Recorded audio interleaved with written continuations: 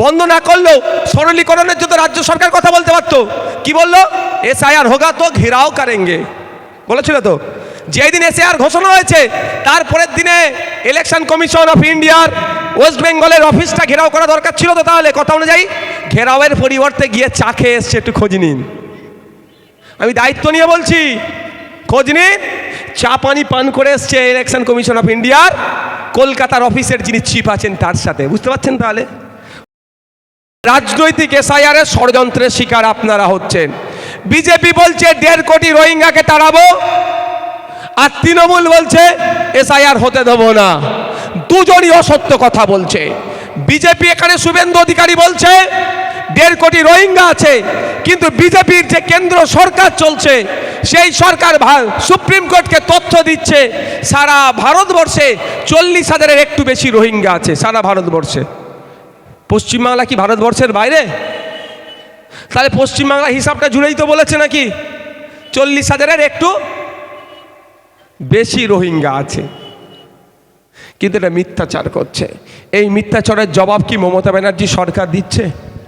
মিথ্যা কথা বলে পশ্চিমবাংলার নাগরিককে রোহিঙ্গা বানানোর চেষ্টা করছে। পশ্চিমবাংলার নাগরিকের কপালে রোহিঙ্গা লিখে দিচ্ছে, ঘুষপেটিয়া লিখে দিচ্ছে। তাহলে এর জবাবটা মমতা ব্যানার্জির কি ছিল? যে শুভেন্দু অধিকারীকে ধরে জেলের মধ্যে রাখা। তুমি আগে প্রমাণ দাও কোথায় 1.5 কোটি রোহিঙ্গা আছে, নাহলে তুমি জেলের ভাত খাও। এটা করেছে কি? এটা করেনি। কেন? আপনাকে রোহিঙ্গা বলছে তো, আমাকে রোহিঙ্গা বলছে তো, এই রেজাউলের আব্বাকে রোহিঙ্গা বলছে, এই মঈনুদ্দিনের মাকে রোহিঙ্গা বলছে, এই আপনার হাসানের পরিবারকে রোহিঙ্গা বলছে।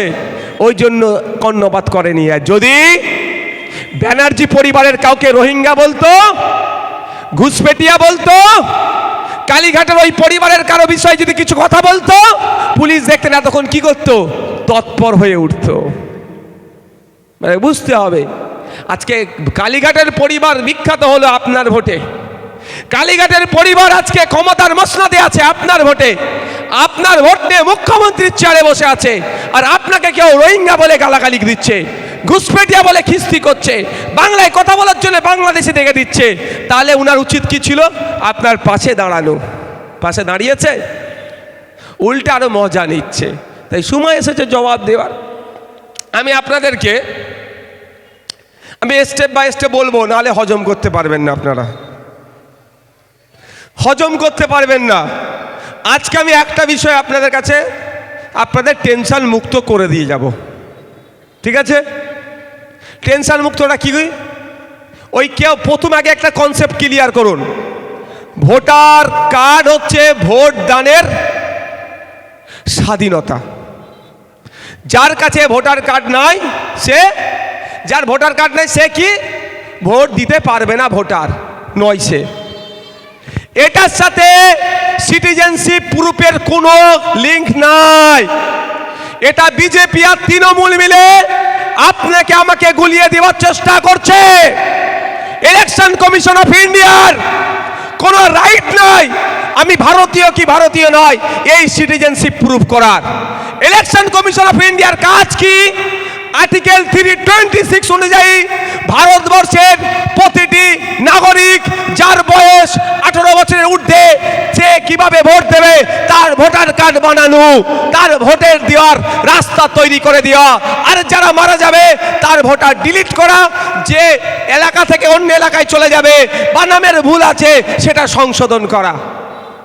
এই কাজ নয় আপনি এড়ে কি বেড়ে সেটা ইলেকশন কমিশন দেখবে। এটা মাথায় ঢুকিয়ে নেন। পড়াতে পড়াতে ভুল বোঝানো হচ্ছে, ভয় দেখানো হচ্ছে, এতে ভয় পাবেন না, আতঙ্কিত আপনারা হবেন না।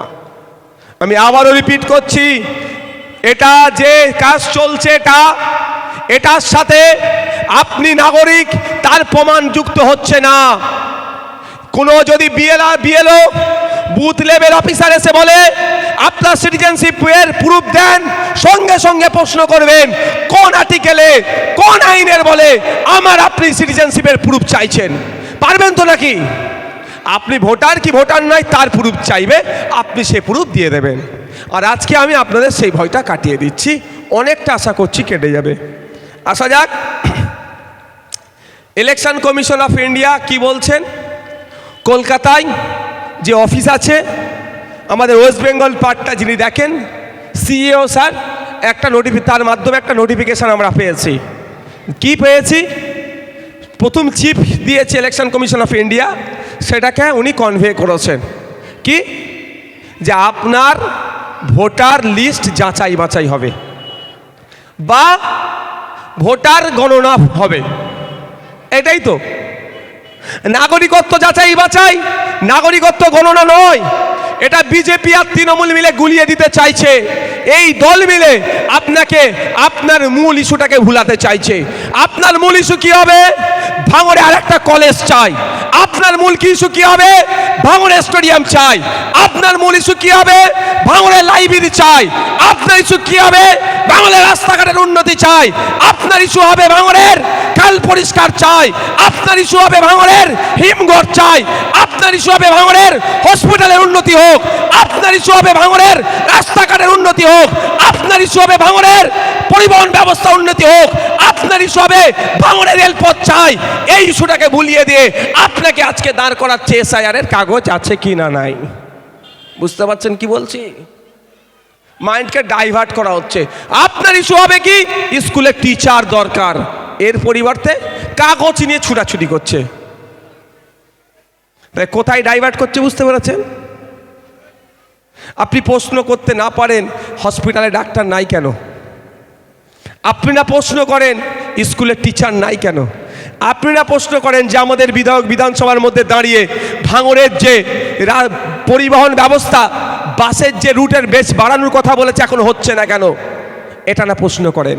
আপনি না প্রশ্ন করেন যে আমাদের বিধায়ক বিধানসভার মধ্যে দাঁড়িয়ে ভাঙড়ের মহিলাদের জন্য একটা গার্লস কলেজ নির্মাণের যে দাবি তুলেছে এখনো হচ্ছে না কেন? আপনি না প্রশ্ন করেন যে ভাঙড়ের বিধায়ক আইনসভার মধ্যে দাঁড়িয়ে যেখানে বলার জায়গা সেই জায়গায় বলেছে এক যে কংক্রিটের ব্রিজগুলো সবটা কেন এখন আপনার কাঠের ব্রিজগুলো কংক্রিটের এখনো হচ্ছে না কেন? এটা না জিজ্ঞাসা করেন। আপনার না প্রশ্ন করেন যে হিমঘর কবে চালু হবে। বারবার বিধানসভায় দাঁড়িয়ে আমাদের বিধায়ক, আমাদের জনপ্রতিনিধি যেখানে বললে সমাধান হয় সেই জায়গায় দাঁড়িয়ে চিৎকার করছে এখন হিমঘরটা চালু হচ্ছে না কেন? আমাদের ভাঙড়ের মেধা আছে, স্পোর্টসে ভাঙড়ে যথেষ্ট এগিয়ে আছে।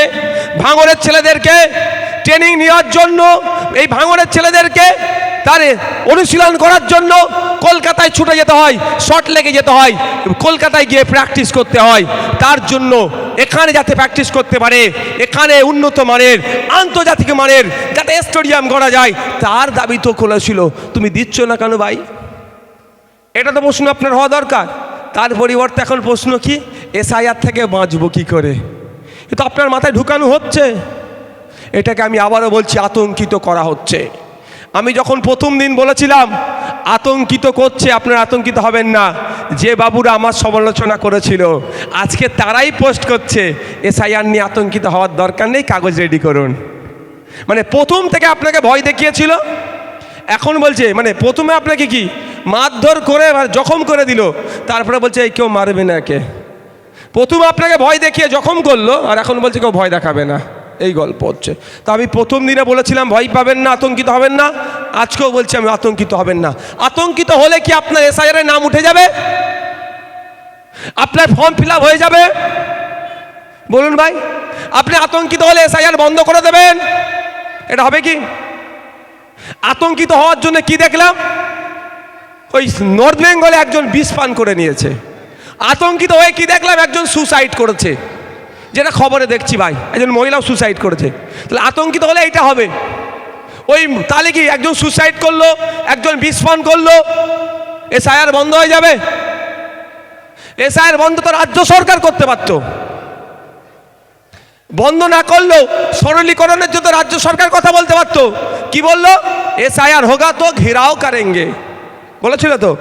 যেদিন এসআইআর ঘোষণা হয়েছে তারপরের দিনে ইলেকশন কমিশন অফ ইন্ডিয়ার ওয়েস্ট বেঙ্গলের অফিসটা ঘেরাও করা দরকার ছিল তো। তাহলে কথা অনুযায়ী ঘেরাওয়ের পরিবর্তে গিয়ে চা খেয়ে এসছে, একটু খোঁজ নিন। আমি দায়িত্ব নিয়ে বলছি, খোঁজ নিন। চা পানি পান করে এসছে ইলেকশন কমিশন অফ ইন্ডিয়ার কলকাতার অফিসের যিনি চিফ আছেন তার সাথে। বুঝতে পারছেন? তাহলে বলছিল স্টেজে ঘেরাও করব, আর এখন গিয়ে চা খাচ্ছে।